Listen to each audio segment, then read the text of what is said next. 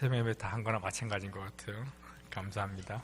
우리 같이 로마서 15장 보겠습니다. 여러분도 그렇지만 제가 로마서를 되게 좋아하거든요.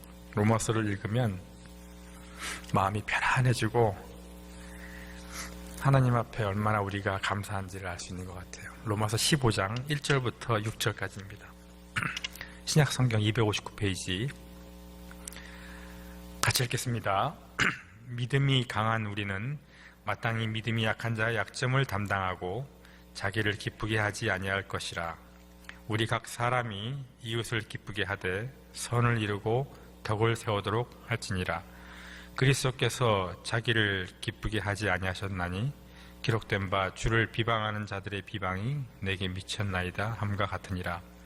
무엇이든지 전에 기록된 바는 우리의 교훈을 위하여 기록된 것이니 우리로 하여금 인내로 또는 성경의 위로로 소망을 가지게 함이니라. 이제 인내와 위로의 하나님이 너희로 그리스도 예수를 본받아 서로 뜻이 같게 하여 주사 한 마음과 한 입으로 하나님 우리 주 예수 그리스도의 아버지께 영광을 돌리려 하게 하노라. 아멘. 오늘은 예수 그리스도를 앞에 모시고 또 여러분들을 사랑하신 여러분을 모시고 말씀을 전하기 때문에 마음 편하게 못해도 된다라는 기분으로 나왔습니다. 여러분 함께 은혜 받는 시간 되기를 바랍니다. 먼저 로마서를 잠시 살펴보고 하겠습니다. 로마서는 사도 바울이 3차 전도 여행 끝날 쯤에 고린도에서 로마서를 씁니다. 그죠? 여러분 아시는 거죠? 그리고 쓰는데 그 로마서를 받는 분들은 1장 7절에 나와 있죠. 하나님의 사랑하심을 받고 성도로 부르심을 받은 그 모든 자에게 라고 나와 있어요. 그러니까 로마인이 개종한 그리스도인도 있을 것이요, 유대인이 디아스포라 때 거기 있는 그리스도인도 있을 거예요. 그래서 그때 쓰신 거고요. 기록 목적은 로마서에 나와 있지만 서바나 스페인으로 가기 전에 로마를 들어오고 싶다 했는데 그 내용 뒤편을 살펴보면 로마에는 아직까지 약간 알력이 좀 있었어요. 믿음이 강한 자와 약한 자. 그 이유 중에 하나가 교회를 세운 사람은 유대인 그리스도인들인데 그래서 그들이 대다수였어요. 그리고 개종을 받은 로마인들 이방인들이 소수였는데 주후 49년도에 글라디우스 총재가 유대인들이 하도 싸우니까 나가라 그래요. 쫓아납니다. 그때 브루스윌라 아길라가 쫓겨나가죠. 쫓겨나간 후에 많은 대부분에 있는 교회의 대다수가 이제 로마인 그 이방인들이 주가 되는 거예요. 그래서 주후 58년쯤에 이 글이 씌어질 때는 조금 들어가기 시작한 그리스도 그 유대인 그리스도인들이 소수가 되고 원래는 다수였거든요. 소수가 되고 이방인들이 대다수가 되다 보니까 서로 이제 알력이 생기는 거예요. 누가 더 힘이 세냐 그런 거 있잖아요. 누가 더 이 교회에 더 목소리가 세냐.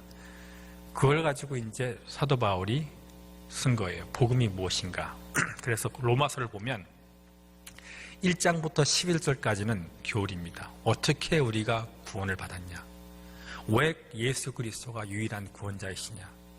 그럼 그 예수 그리스도를 믿었으면 우리의 삶은 어떻게 되어져 가나. 은혜로서 받았으니까. 그런 말씀이 쭉 나와 있는데 읽어도 정말 넘치는 샘물 같은 중요한 말씀이 나와 있어요. 그리고 12절부터 16절까지는 생활에 관한 거예요. 우리들의 삶에 관한 건데 보통 대부분의 문제가 인간관계예요. 그래서 14, 15, 16 모두 다 믿음이 강한 자는 약한 자를, 약한 자는 강한 자를 관계에 나가고 있어요. 사실 교회 생활이 그렇지 않습니까? 우리가 믿음 생활을 하면서 나 혼자 외톨박이처럼 어디 숨어서 믿음 생활하는 게 아니거든요. 성도와 서로 교제하며 교통하며 각 지체가 그리스도의 몸과 마디를 이루어서 나가는 거기 때문에 성도와 서로 이렇게 교제하고 갈등을 빚는 것은 어쩔 수 없는 운명인 것 같아요. 여기도 마찬가지였어요.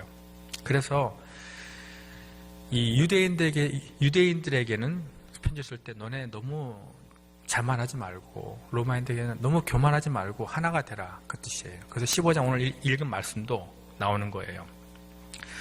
물론 믿음이란 게 우리가 정말 저 사람 믿음이 좋아, 뭐 믿음이 강해 팔 수 있는 게 아니죠. 하나님만이 아시는 거죠.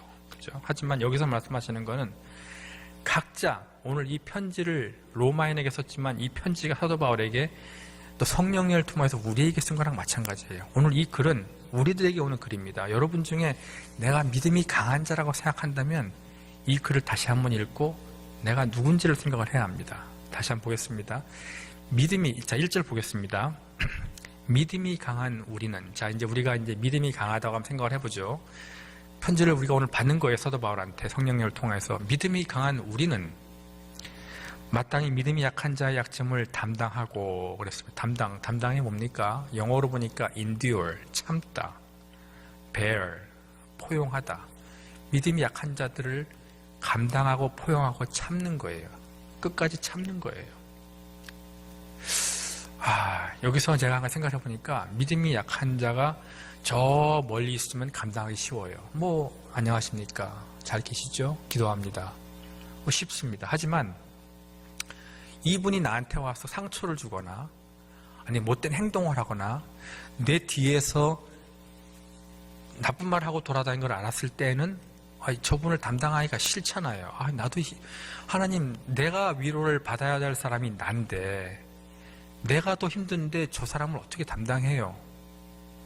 위로는 내가 받아야 되고 내가 먼저 주 앞에서 기쁨을 받아야지 내가 믿음 생활할 수 있는 거 아닙니까? 라는 게 우리들의 인지상정이에요. 근데 성경은 바로 그 뒤에 그 부분을 딱 찍어서 이렇게 얘기해요. 자기를 기쁘게 하지 아니할 것이라 그랬어요. 그 말이 무슨 말이냐면 너 먼저 생각하지 말라 이 말이죠. 너 먼저 생각하지 말라. 계속 나와요. 그 뒤에 우리 각 사람이 이웃을 기쁘시게 하되 선을 이루고 덕을 세우도록 할지니라. 어떻게 선을 이뤄요? 사랑을 해야 될 거 아니에요. 내가 좀 손해를 봐야지 선을 이룰 거 아닙니까? 덕을 어떻게 이루어요? 내가 저 사람을 품어야지 될 거 아니에요. 하나님 못해요. 그거 나는 성인 군자도 아니고 저는 그냥 제 믿음 생각만 지키고 천국 가겠습니다 하는 게 우리들의 인생이고 또 저의 인생이었습니다. 그리고 지금도 저의 인생이죠. 근데 예수님께서 어떻게 하셨다는 말이 3절에 딱 나오더라고요. 한번 볼게요. 그리스도께서는 자기를 기쁘게 하지 아니하셨나니. 그게 전부입니다. 우리는 그리스도를 본받는 거예요. 그리스도께서는요 모든 부귀영화 다 버리고 나 같은 사람한테 오신 거예요. 여러분 사람한테 오신 겁니다. 십자가 지시고 돌아가시고. 그 사랑이 너무 대단한 것 같아요. 로마서를 쭉 보면 아까 처음에 소대 말씀드렸듯이 믿음이 무엇이고 어떻게 예수 그리스도가 유일한 구원자이시며 그 은혜가 무엇인지를 깨닫는 걸 알 때 우리는 비로소 하나님 앞에 아무 할 말이 없어요. 우리의 행위로 구원받은 게 아니기 때문에. 여러분과 제가 행위로 구원받았다면, 그래서 여러분들은 저보다 좀 좋은 사람일지 모르지만 저는 전혀 아니거든요. 저는 아마 하나님을 전혀 몰랐을 거예요. 교만하고 못됐고 마음속으로 이렇게 갈구는 마음이 너무 심했거든요. 그게 한국말로 잘 모르겠습니다만은. 근데 그것이 예수님을 알고 믿음을 통해서 내가 얼마나 부족한가를 깨달았을 때는 더 이상 내가 나만을 고집할 수 없겠더라고요. 마찬가지예요. 하나님, 저 사람이 멀리 있으면 당연히 저 사람 품어주죠. 기도하죠. 하지만 저 사람이 내 곁에 와가지고 내 마음을 팍팍 긁으면 저 사람 싫어요. 하나님, 난 저 사람 상종 안 하고 싶어요. 나는 저 사람하고 멀리 떨어져서 믿음 생활하고 싶지, 더구나 그 사람이 내 구역 때문에 난 더 싫어요. 그럴 거야, 그죠? 저 사람 어떻게 봐요? 그때 3절에서는 예수 그리스도께서는 자기를 기쁘게 하지 아니하셨나니 이렇게 나오는 거예요. 그렇구나. 우리가 그리스도를 바라봐야 되는구나.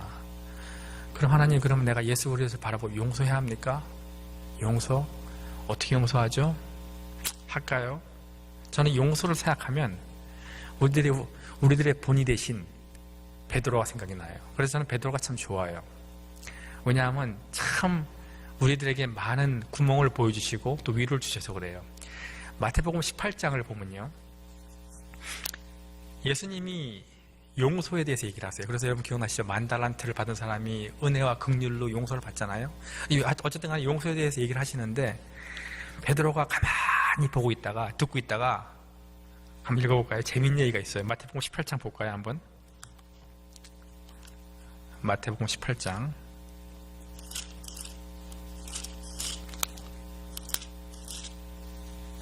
21절이에요.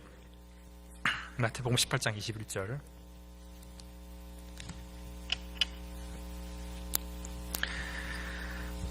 같이 읽어볼까요? 그때 베드로가 나와서 이르되 주여 형제가 내게 죄를 범하면 몇 번이나 용서하여 주리이까 7번이니까지 하리오까. 베드로가 가만히 듣고 있다가 형제가 나에게 범죄하면 내가 몇 번 용서해야 돼요?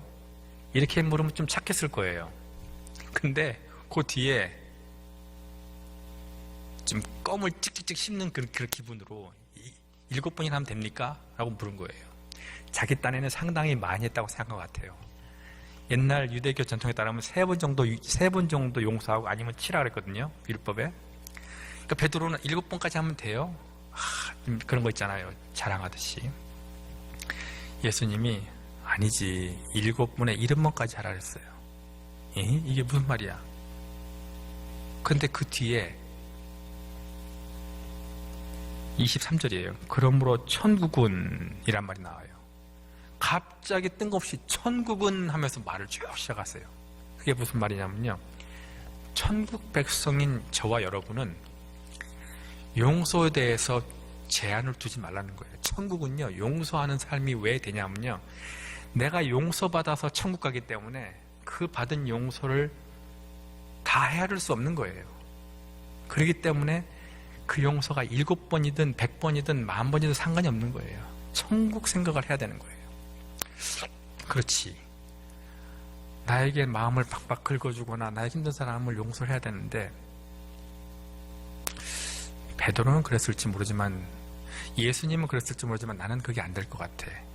근데 또 베드로가 또 한 번 홈런을 치잖아요. 어떻게 치냐면요. 누가복음에 나와 있어요.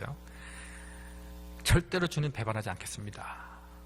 그러니까 예수님이 너는 닭 울기 전에 나를 3번 부인하리라. 그렇게 말하죠. 기억나시죠? 그러면서 또 예수님 말씀하세요. 사단이 너를 밀가 부르듯이 체질하는데 내가 내 믿음이 떨어지지 않도록 기도하겠다. 하지만 돌이킨 후에 라는 말이 제 마음을 탁 치더라고요. 돌이킨 후에 내 형제를 굳게 하라. 돌이킨 후가 뭐죠? 예수님은 베드로가 자빠질 걸 알고 있었어요. 그리고 다시 세워짐도 알았어요. 하지만 돌이킨 후에 다시 제자리로 돌아온 후에 성경에 보니까 다시 한번 힘을 얻어서 선 후에 너 나 잘 믿고 천국 와라가 아니에요. 내 형제를 굳게 하라 하시더라고요. 여러분, 우리한테 나쁜 말을 했거나 나쁜 행동을 했거나 우리한테 심한 상처를 준 사람이 있다면 욕하세요. 열 받으세요. 하지만 돌이키세요. 저는 돌이키려고 노력해요. 왜냐하면 인간이기 때문에 화 안 날 수가 없어요. 하지만 짧게 하나님 내가 화나지만 주의 힘으로 이겨나갑니다. 돌이킵니다. 돌이킨 후에 다시 가서 그 형제를 굳게 하는 거예요. 어떻게 기도하는지 아세요? 우리 힘으로는 불가능합니다. 성령이 주시는 능력으로 하는 거예요. 나 같은 사람도 구원받았는데 주여, 그게 순종 아닙니까? 딴 게 순종이겠어요. 주여, 내 지금 열 받지만 하나님 저를 불쌍히 여기시고 나를 구원하시고 용서하신 그 사랑 믿고 나갑니다 하면 놀라운 변화가 일어나요. 저의 인생은 그런 넘어짐의 인생이었어요. 맨날 열받다가 넘어지고 슬라이드를 보시면 얘기해 드릴게요. 슬라이드 하나 틀어주실래요? 어떤 차가 물가에 떨어졌어요. 저 흰 차가 떨어졌어요. 제가 한국말로 찢고 까불다가 떨어졌어요. 그러고 나서 이제 도움을 받아서 이제 좀 괜찮거든요. 그러고 나서 이제 좀 살다 보니까 저희는 다른 것도 떨어져 버린 거예요. 제 인생이에요. 자꾸 이제 사람이 커가잖아요. 아이고 까불다가 또 떨어졌어요. 참. 그러면서 또 주여, 시편 40편에 이런 말이 있어요. 내가 부르짖었더니 주께서 나의 음성을 들으시고 기가 막힐 우동에서 나를 건지. 하나님께서는 계속 인생에서 저를 기가 막힌 우동에서 계속 건져주시더라고요. 또 빠져요. 나중에 이제 더 큰 차가 와요. 제가 지금 자랐어요. 또 이제 하다 보니까 또 교만해서 저것도 빠집니다. 이제 저거 나오나요? 저 초록색 차도 또 빠져요. 그건 안 나오나 이제? 저것도 빠지죠. 다 빠져요. 자, 이제 꺼주셔도 돼요. 저기서 끝이지만 제 인생은 10번, 20번, 100번 계속 빠집니다. 여러분들 인생은 그러실 거예요. 조금 우리가 잘 나간다고 할 때 자빠져요. 조금 그만하고 할 때 상대방을 지어 이렇게 눌러버릴 수가 있고요. 너 뭐니? 이런 식으로. 그런 인생 속에서 하나님이 저를 구원하셔가지고 지금은 아침 눈 뜨면 또 집에 돌아올 때면 하나님, 저 같은 죄인한테 이런 은혜를 주셔서 내가 어찌 해야 할겁니까? 이런 생각이 들어요. 근데 성경에 또 이렇게 말씀하세요. 우리가 불가능하지만 하나님이 우리에게 능력을 주세요. 그게 바로 오늘 로마서 읽은 15장 5절에 나와 있더라고요. 5절 같이 읽겠습니다. 15장 5절. 이제 15장 5절. 이제 인내와 위로의 하나님이 주옵니다. 하나님이 너희로 그리스도 예수를 본받아 서로 뜻이 같게 하여 주사. 이제 그분, 이 상처받은 사람, 약한 사람, 강한 사람 뜻이 같게 해준 거예요. 하나님의 능력으로. 거기에는 내가 낮아짐이 먼저 있어야 되는 거예요. 내가 나 같은 죄인이라는 걸 깨닫고 주님 주신 힘으로, 주님 주신 능력으로 약한 자를 뭐라 했죠? 담당, bear, 그 다음에 endure 할 수 있는 사랑을 주시면 그 뒤에 6절에 한마음 한입으로 하나님 곧 우리 주 예수 그리스도의 아버지께 영광을 돌릴 수가 있는 것 같아요. 우리가 삶이 뭡니까? 하나님께 영광을 돌리는 거예요. 우리 혼자 뚝 떨어져 가지고요, 당신은 당신 길을 가고요, 나는 내 길을 가서 하나님께 영광을 돌리겠습니다 하는 거는 없는 것 같아요. 그 하나님 원치도 않는 거고요. 하나님께서는 한 입으로 한 뜻으로 하나가 돼서 영광을 돌리라고 하세요. 그걸 미뤄봐서 오늘 이번 주 목사님의 아침 묵상도 그렇고 지난 그 설교도 그렇고 우리 교회가 지금 이 초대교회의 부흥으로 가고 있는데, 저에게 이 말씀을, 저는 이 로마서를 너무 좋아하는데 이 말씀이 저한테 다가온 이유는 분명히 성령 하나님의 감동하심으로 제가 이제 됐다고 생각해요. 왜냐하면 목사님이 이렇게 주시는 설교 말씀하고 또 이렇게 평신도가 드리는 말씀이 이렇게 다른 각도에서 보여줄 수 있잖아요. 목사님은 목사니까 뭐 당연히 사랑하라 하시겠죠. 할 수 있지만 저는 평신도잖아요. 저는 여러분과 똑같은 사람이에요. 그런 우리가 어떻게 할 수 있냐? 오직 성령의 능력으로 내가 누군지를 깨닫고 어떻게 할 수 있죠? 거울을 보는 게 아니고요, 성경을 통해서, 말씀을 통해서 나를 보고 내가 누군지를 깨닫고 그 약한 성도들에게 7번이 아니라 70번도 아니라 7번에 70번을 더한 무한대수로 그 사람을 이해하고 용서할 때 한마음 한뜻으로 우리 나갈 수가 있는 것 같아요. 우리 교회는 분명히 그렇게 될 거라고 믿어요. 저는 왜 믿냐면 사람들이 이런 말 하죠. 이렇게 말해요. 저도 여러 번 들었어요. 사람은 절대 안 바뀌어. 저 사람은 한 번 그 고전은 절대 안 바뀌어. 저는 여러분 앞에 담대히 말할 수 있는데 그거 다 바뀔 수 있어요. 제가 그런 사람이에요. 저 옛날에 너무너무 고집 세고 그랬거든요. 근데 제가 얼마나 불쌍한 걸 깨닫고 제가 얼마나 하나님께 무릎 꿇고 이렇게 그런 걸 깨달은 후에는 옛날 버릇 남못 준다고 화는 내요. 열받아 합니다. 하지만 무릎 꿇고 회개가 빨리 오더라고요. 아유, 하나님, 아직 내 성질을 못 버렸네요. 하지만 하나님, 이제는 성령 하나님 믿고 예수님 믿고 나가보려고 합니다. 그 마음이 생기는 게 바뀐 거예요. 그러면 그렇게 회개하고 바뀐 내용으로 나올 때는 보라, 이제 너희는 새로운 피조물이 된 것처럼 나오는 거예요. 저는 새로운 피조물이 된 것 같아요. 아마 저를 알던 옛날 친구들 저를 보면 다 다 자빠질 것 같아요. 어떻게 네가 이렇게 변했니 하고.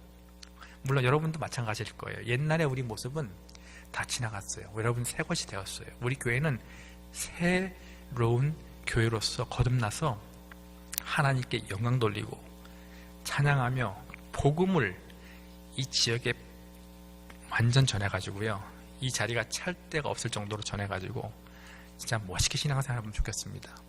감사합니다. 함께 같이 기도하겠습니다.